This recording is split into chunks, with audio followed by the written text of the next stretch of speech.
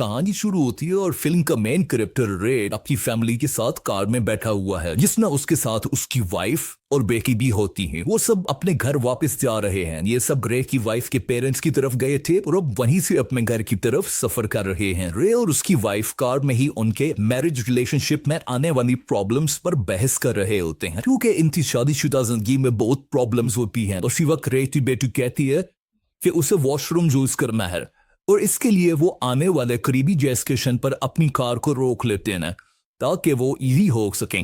Washroom से जब रे की बेटी वापस आती है तो वो अपना मेकअप मिरर कहीं भूल बैठी होती है। इस मिरर के लिए रे की वाइफ वॉशरूम में ढूंढने के लिए जाती है और रे कार की बैक सीट पर देखता है कि इसे ये मिरर मिल सके। इसका ध्यान कार की तरफ होता है और उसी वक्त रे की बेटी के पास एक आवारा कुत्ता आ जाता है जो सामने आकर भौंकता है, जिसकी वजह से रे की बेटी बैठ जाती है और पीछे ही तरफ चलना शुरू कर देती है जहां एक डीप होल होता है। यानी टेट बहुत गहरा गहरा होता है। रे उस डॉग को देख लेता है और उसको डराने के लिए उसकी तरफ एक पत्थर फेंकता है ताकि वो डॉग भाग जाए।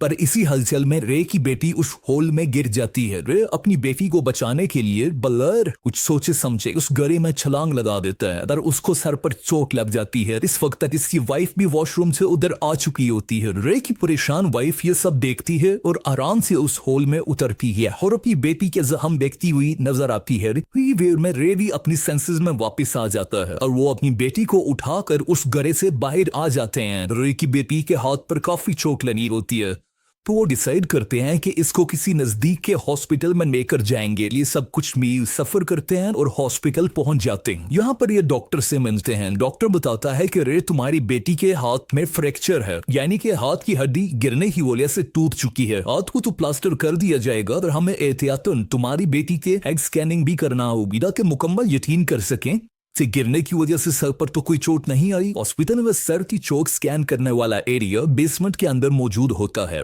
रे अपनी वाइफ को अपनी बेटी के साथ चेकअप के लिए बेसमेंट में भेज देता है और खुद वेटिंग एरिया में सो जाता है क्योंकि वो बहुत थक चुका होता है। रे 1 घंटे के बाद जागता है और वो हॉस्पिटल स्टाफ से पूछता है कि काफी वक्त हो चुका है, क्या वो अपनी वाइफ और बेटी से मिल सकता है। स्टाफ अपने रजिस्टर चेक करते हैं और रे को बताते हैं कि आपने जो नाम बताए हैं उनका कोई रिकॉर्ड्स हमारे रजिस्टर्स या कंप्यूटर में अवेलेबल नहीं है, यानी कि ना आपकी वाइफ का नाम है ना ही आपकी डॉक्टर का। उस हॉस्पिटल के बहुत से डॉक्टर्स की ड्यूटी शिफ्ट चेंज हो चुकी होती है, लेकिन नर्स स्टाफ अभी भी वही होता है जो पहले था। नर्स बताती है कि रे हॉस्पिटल में अकेला आया था और इसके साथ और कोई शख्स नहीं था। इसके अलावा रे के सर पर चोट भी लगी हुई थी और इसके सर की चोट को मैंने ट्रीट भी किया था। रे परेशानी की हालत में रोसा होने लगता है। इस चीज को देखते हुए हॉस्पिटल सिक्योरिटी उसको रोकती है। हॉस्पिटल स्टाफ उसे मेन सी ड्रग्स देते हैं ताकि वो काम रहे और मजीद झगड़ा ना करे। इसके बाद रे को एक कमरे में बंद कर दिया जाता है। जब वो अपने नशे से जागता है जो उसे ड्रग्स दी गई होती हैं तो वो उस कमरे से भागकर बाहर आ जाता है।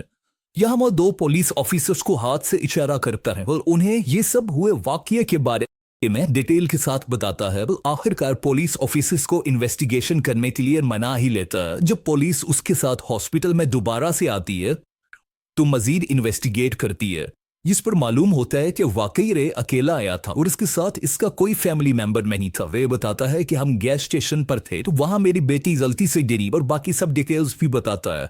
तो पुलिस ऑफिसर ने डिसीजन लिया कि हमें गैस स्टेशन पर जाकर देखना चाहिए, शायद क्विक क्लू मिल सके। अब वो दोनों पुलिस ऑफिसर्स और रे मिलकर गैस स्टेशन पर पहुंच चुके हैं। जब पुलिस उस होल को देखते हैं जहां रे ने कहा था उसकी बेटी गिरकर जख्मी हुई थी तो वो रे को गिरफ्तार करने की कोशिश करते हैं क्योंकि इस होल में बहुत ज्यादा खून के निशान थे।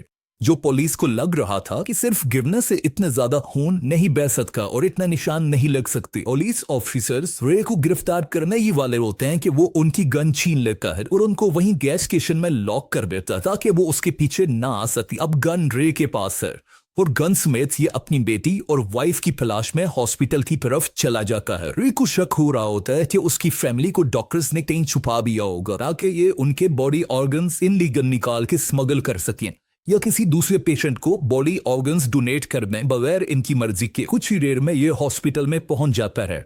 यहाँ पर सिक्योरिटी से लड़ता है और बेसमेंट की तरफ चला जाता है। यहाँ इसे अपनी बेटी नजर आती है जिसके बॉडी ऑर्गन्स अभी निकालने ही वाले होते हैं और साथ इसकी वाइफ भी होती है।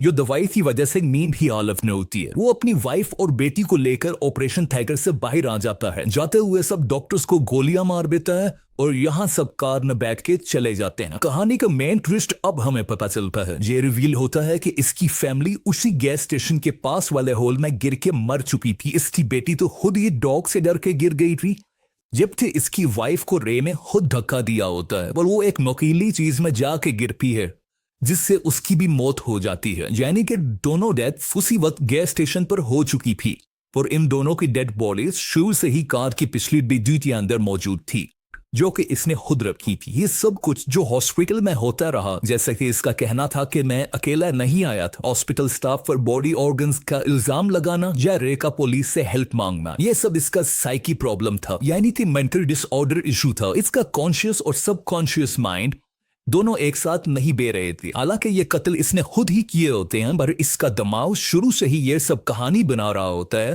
ताकि जो मर्डर्स इसने किए वो उसे इनकार करे। ये एक जहनी मरीज है और वो ये सब कहानी खुद ही सोच रहा होता है, जबकि कत्ल करने वाला वो खुद ही था।